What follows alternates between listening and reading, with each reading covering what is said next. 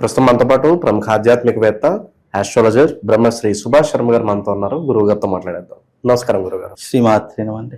June మాసం విశేషంగా కన్యా రాశి వాళ్ళకి ఎలా ఉండబోతుంది, వీళ్ళు ఎటువంటి జాగ్రత్తలు తీసుకుంటే ఈ నెల వీళ్ళకి విశేషం కలిసి వస్తుంది అంటారు? శ్రీమాత్రే నమః. శ్రీ గురుభ్యో నమః. వీక్షిస్తున్న ప్రేక్షకులందరికీ శ్రీమాత్రే నమః. ఇక్కడ కన్యారాశి వారికి ఈ మాసంలో గనక చూసుకున్నట్టయితే మంచి ఆశించినటువంటి ఫలితాలు ఉన్నాయి. గురువు మార్పు వల్ల, అలాగే ఈ గురువు యొక్క మార్పు ఒక్క గ్రహం మారితే ద్వాదశ రాశుల పైన అన్నిటి మీద ప్రభావం అనేటటువంటి చూపిస్తూ ఉంటుంది. అలాగే ఈ కన్యారాశిలో పుట్టినటువంటి జాతకులు మహర్జాతకులు అని చెప్పుకోవచ్చు. పుట్టుకతోనే ఎన్నో రకాలైనటువంటి లగ్జరీ లైఫ్ని అనుభవించేటటువంటి వాళ్ళు, అలాగే ముక్కుసూటిగా మాట్లాడేటటువంటి తత్వము, ఎదుటి వారికి సహాయం చేసేటటువంటి తత్వం కలిగినటువంటి వారిలో కన్యా రాశి వారు ఒకరు అని చెప్పుకోవచ్చు. వీళ్ళకు స్త్రీల పట్ల చాలా ఆసక్తి ఉంటుంది. వ్యామోహం ఎక్కువగా ఉన్నటువంటి వారిలో కన్యా రాశి వారు ఒకరు అని చెప్పుకోవచ్చు. ముఖ్యంగా వీళ్ళకి ఏమిటి అని అంటే కనుక ఈ మాసంలో వీళ్ళకు అదృష్ట యోగముతో పాటు వీళ్ళకు మంచి సత్ఫలితాలు కూడా పొందేటటువంటి అవకాశం ఏర్పడుతుంది. తద్వారా వీళ్ళు కుటుంబం పట్ల చాలా శ్రద్ధ ఉండాలి.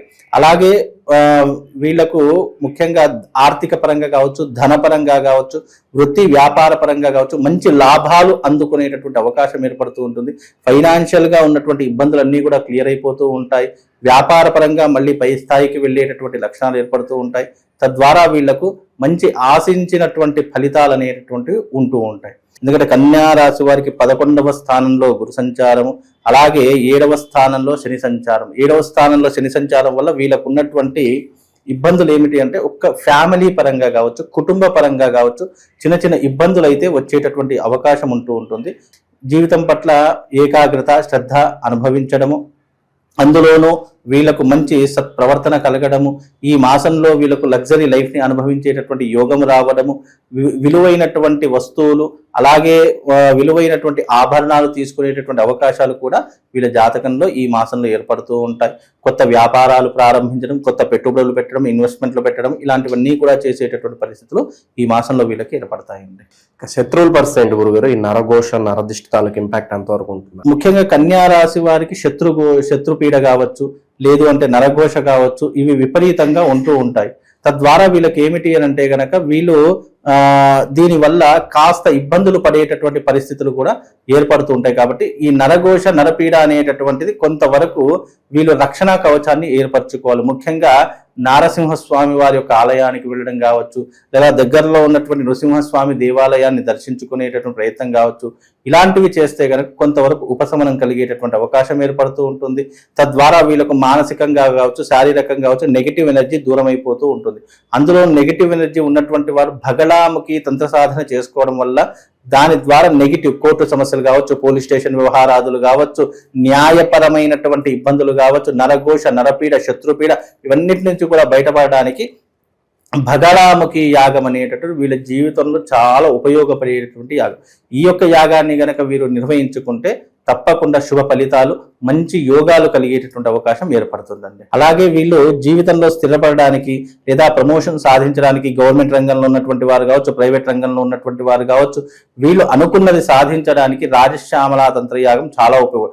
ముఖ్యంగా ఈ యొక్క యాగ ఫలితం ఏమిటి అని అంటే గనక అధిక మాసంలో చేసేటటువంటి యాగం మనిషికి అధిక ఫలితాన్ని ఇస్తూ ఉంటుంది.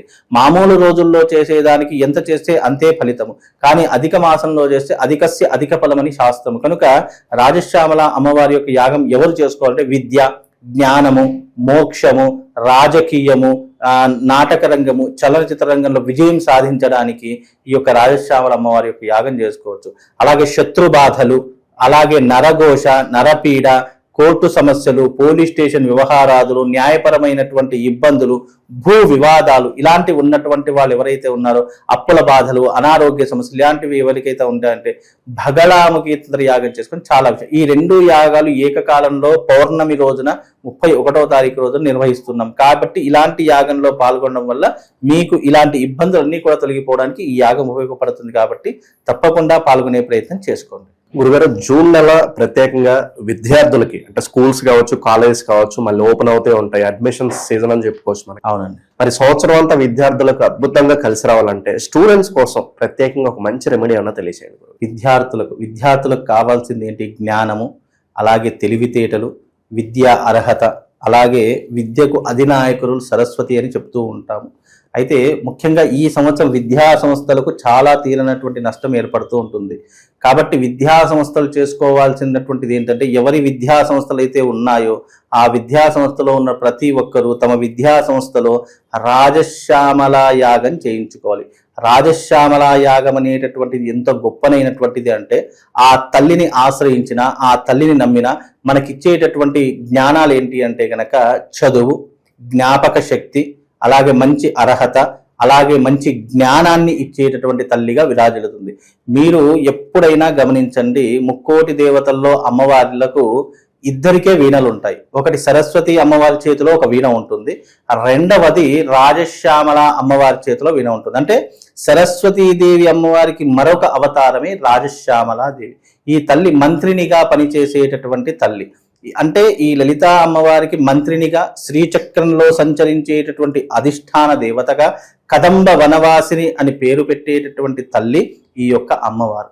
ఈ అమ్మవారిని ఎవరైతే ఆరాధిస్తారో, ఎవరైతే పూజిస్తారో వాళ్లకు విద్య గాని, వివేకం గాని, ఆలోచనలు గాని, తెలివితేటలు గాని, అలాగే మంచి జ్ఞాపక శక్తి, మేధాశక్తి కావాలి అని అంటే తప్పకుండా ఈ యాగం చేయించుకోవాలి. అలాగే విద్యా సంస్థలు అందరికీ కూడా జూన్ మాసంలో ఓపెన్ అవుతూ ఉంటాయి, అంటే తెరుచుకుంటూ ఉంటాయి. ఈ విద్యా సంస్థల ప్రతి ఒక్కరూ కూడా తప్పకుండా తమ విద్యా సంస్థలో సంవత్సరానికి ఒకసారైనా ఈ యాగం చేయించుకోవాలి. ఎందుకంటే ఆ విద్యాస్థానంలో చేసుకోవడం వల్ల సరస్వతీదేవి రాజశ్యామల అమ్మవారు ఆ యొక్క ఆ స్థలంలో కొలువు తీరుతూ ఉంటుందట. ఎక్కడైతే ప్రతి ఒక్క ఏడాది ఈ యొక్క యాగం చేస్తారో విద్యా సంస్థలు ముఖ్యంగా, అక్కడ చదువుల తల్లి విరాజిల్లుతూ ఉంటుంది.